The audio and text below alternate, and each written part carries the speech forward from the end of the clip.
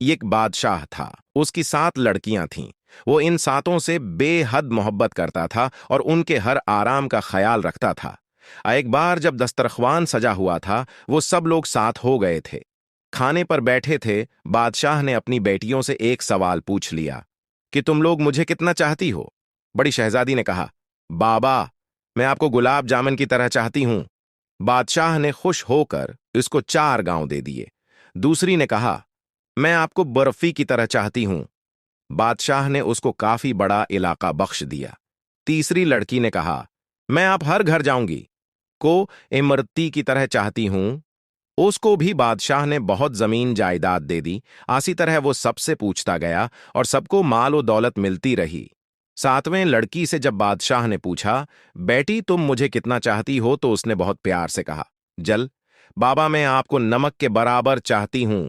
ये सुनकर बादशाह को जलाल आ गया।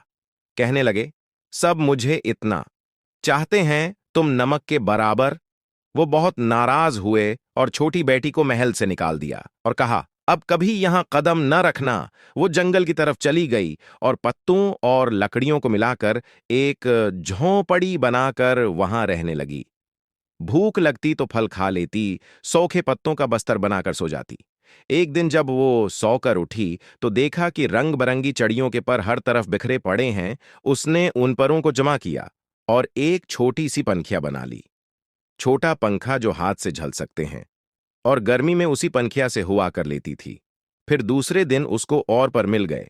उसने बहुत सारे पर उकठा किए और कई पंखिया बना लें, और जंगल के किनारी सड़क के पास जाकर बैठ गई, अपना चेहरा चादर से ढांप लिया।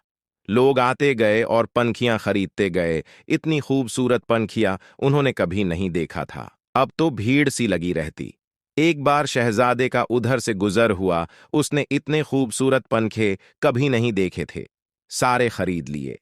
फिर शहजादी से पूछा, तुम कौन हो? और उसने कोई जवाब नहीं दिया। उसके खूबसूरत हाथ बता रहे थे कि उसने कभी काम नहीं किया था।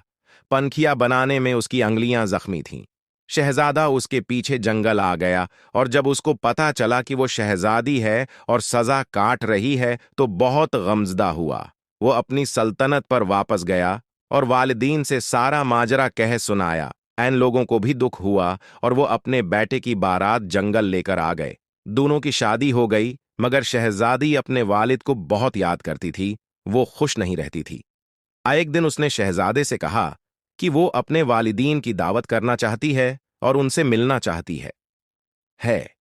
शहजादे ने जबरदस्त दावत का इंतजाम किया और बादशाह को दावत दी।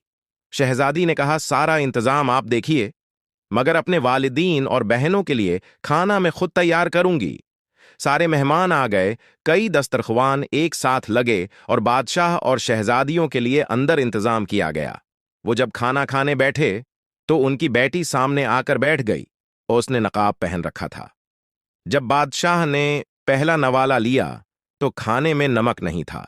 दूसरी डिश निकाली, वो भी बगैर नमक के थी। तब उनको बहुत गुस्सा आया कि मुझे बुलाकर यो बगैर नमक का खाना खिलाया गया। तब छोटी शहजादी ने अपनी नकाब हटाई और कहा, बाबा, मैं आपको नमक के बराबर चाहती हूं। यही कहा था मैंने। नमक के बगैर किसी चीज में लज्जत नहीं होती। बादशाह चौंक उठा। फिर उसने आगे बढ़कर बेटी को गले लगा लिया और उसकी आंखें भर आईं। बेटी से मुआफी मांगी तो शहजादी ने कहा, कोई बात नहीं है बाबा, अल्लाह तो सबका है। आप परेशान न हो, मैं अब बहुत खुश रहती हूं।